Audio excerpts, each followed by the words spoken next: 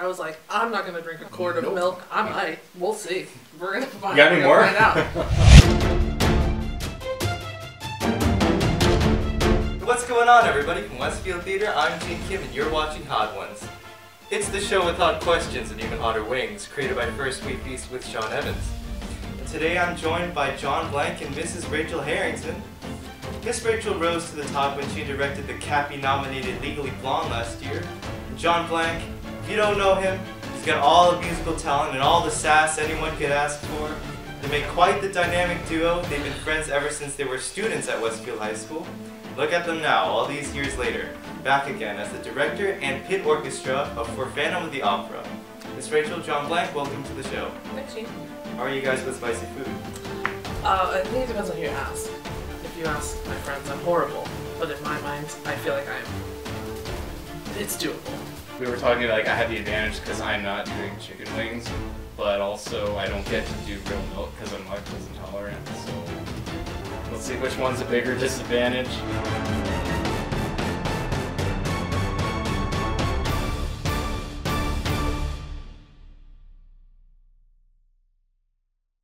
First wing, El Yucateco.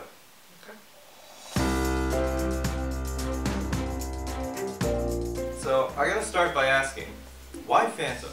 Because last year, before the shows were announced, there were lots of rumors going around. Oh, we're gonna do this show. Oh, we're gonna do this show. You threw a curveball at us. Bam! We're doing Phantom of the Opera. Can you tell me a little bit about what your thought process was? Well, I think for me anyway, the end of the process is like, it has to feel right. We talked a lot about what musical to do. Remember, we would spend like long evenings discussing over dinner, like, well, what about this one? Ah, no, that's not gonna work. Well, what about this one? Well, that could work, but I don't know, I don't really like that one. Right. So we went through a number of them, and we had actually decided on a different show before this. We had gotten like an anonymous note, much like the Phantom of the Opera. And generally notes don't really sway me, but nothing had felt right, nothing had settled well with me. And then finally I read this note and I was like, okay, you know what?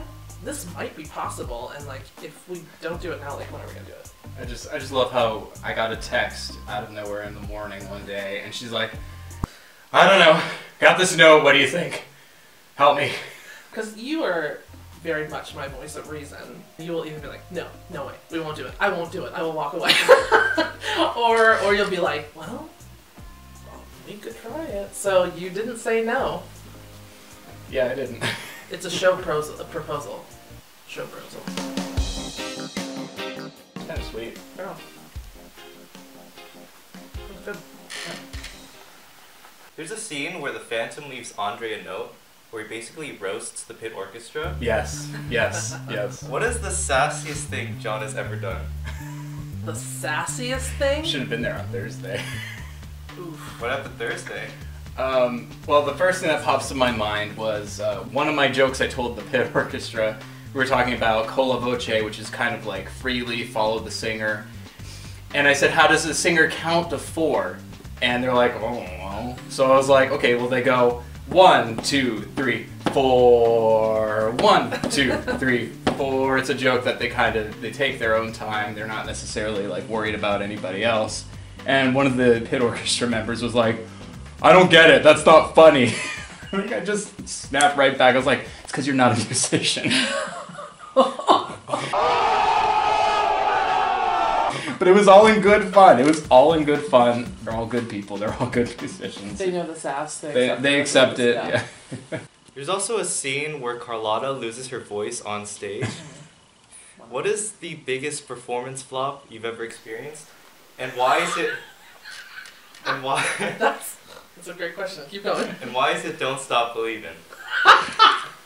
Oh, Gene. That wasn't even ours. That wasn't ours. That wasn't ours. That was a flop. It wasn't our flop. Actually, it was my brother. Yeah.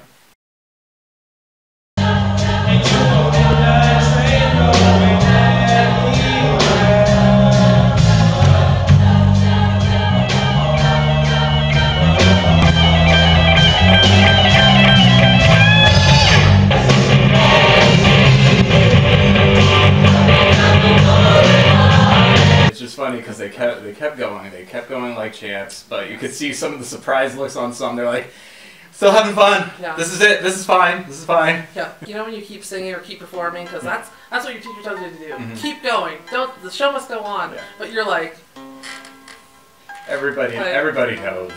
Everybody knows. everyone knows.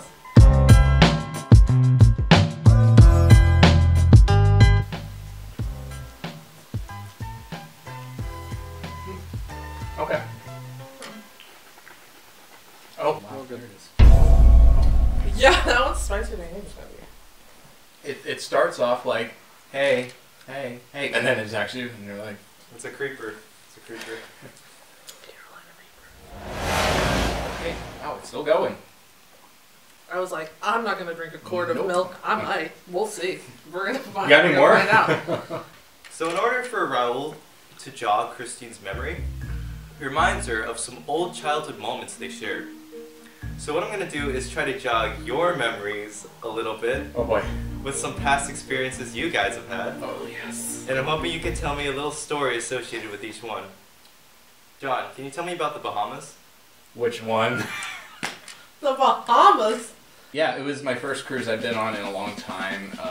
We went on this ATV tour through like this wild jungle with trees that were kind of regrowing, so our ATVs would just kind of get stuck in there. And half the time, like somebody was like, I can't move, and like there's rocks everywhere, you feel like you're gonna die, but the whole time it was like, I paid for this, I'm gonna get through it, I'm gonna see the beach at the end. So, and we did, it was fantastic. Yeah. Miss Rachel, Yeah. can you tell me about your days working as a director for church theater? Oh gosh, those are some fun times. Those are some fun times. Sure. I used to direct shows at Centerville Presbyterian Church. I got my first like leading role at CPC right after I graduated high school, where I played God, strangely enough, as a female. And kind of from there, I got into like helping them with their productions, and they asked if I wanted to direct their productions, and so I did You're a Good Man, Charlie Brown, the first High School Musical. You were helping with that. We did High School Musical 2. We are serious when we say we will do High School Musical 2 again. And that was really cool because, you know, like, I love church, I love people, I love theater, I got to mix that all together, so I felt like I was using my gifts in a really great way. Can you tell me about the Renaissance Fair?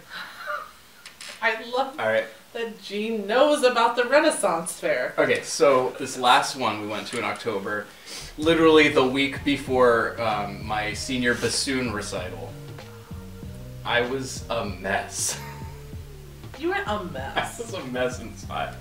I Yeah. think it's hard to tell. I'm glad I have that Um, characteristic.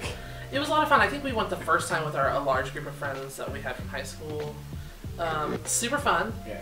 My husband had never been before, and my brother had never been before. Right. So we were like, welcome to the Renaissance Fair. Come this way. There's cheesecake on a stick. And also some sugared almonds. They're delicious. Like, it was a lot of fun to see them discover stuff that we had already discovered. Yeah. It's always fun seeing somebody have their first turkey leg. Yeah. Or watching, like, jousting. Oh yeah. They were all into the jousting. Oh yeah. Sometimes my brother will like creep into things slowly. He'll be like, I don't know, we'll see if I like this. By the time we left the Renaissance Fair, he had bought a Renaissance like Hat. $80 hat with a plume and like was walking around like talking to people like, hello sir, hello, and I was like, that's the magic of the Renaissance. Next away, the bomb beyond insanity. Wow.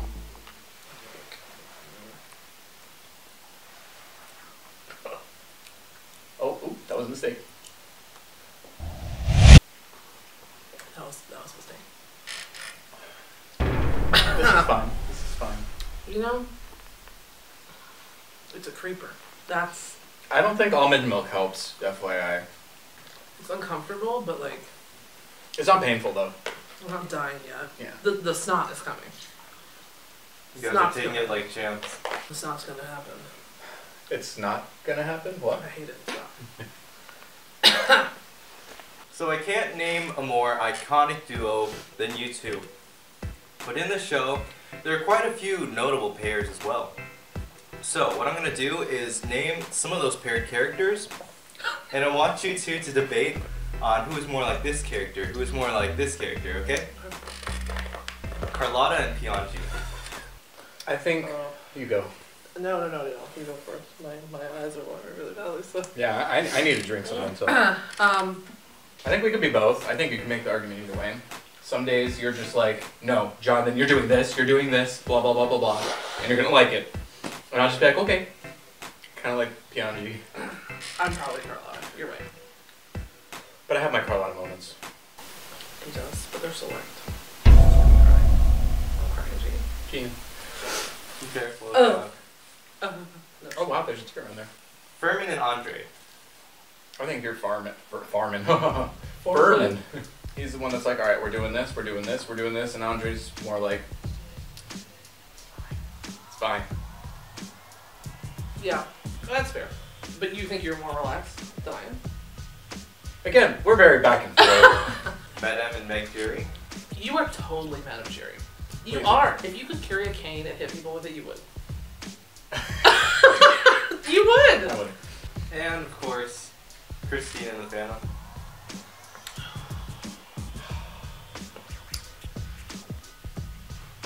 You're the director. You're the one that cast it. No. No, what do you think? The only reason I think I'm Christine is because I like to perform on stage, but you like to, like, stay asleep creeping in your basement, that's all. Wow. In a bad way. I mean, like, you Wow. like to keep to yourself. Sometimes you'll, like, slip away and I won't even see you do it.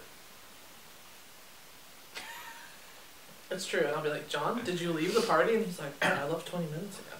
Yeah. Alright, I can see that. Not that you were creepy, but you're creeping around. Well, thank you. Alright. I think it is time now.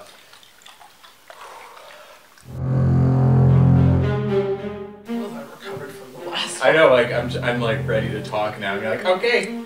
Alright. This is the last dab.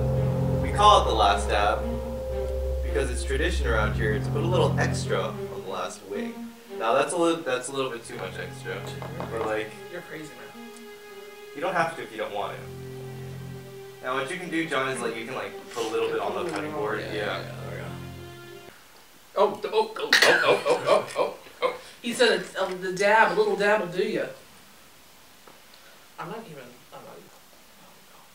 Alright. I can already feel like my eyelash is burning off. This is. I'm gonna knock this over because I'm clumsy. But here we go. You wanna dink it? Dink it, sink it?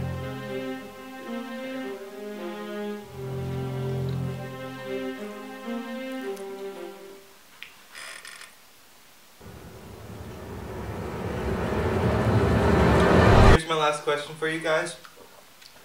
So the Phantom builds his life around music, and Christine is very drawn to him for that reason. The arts are a very big part of their lives in the show. And I know that the arts are for you guys as well. As a music and a theater major, I would love to get your perspective on this. Why should people care about the arts? Why is it significant for us to have in our lives? Arts advocacy. I teach this in theater too.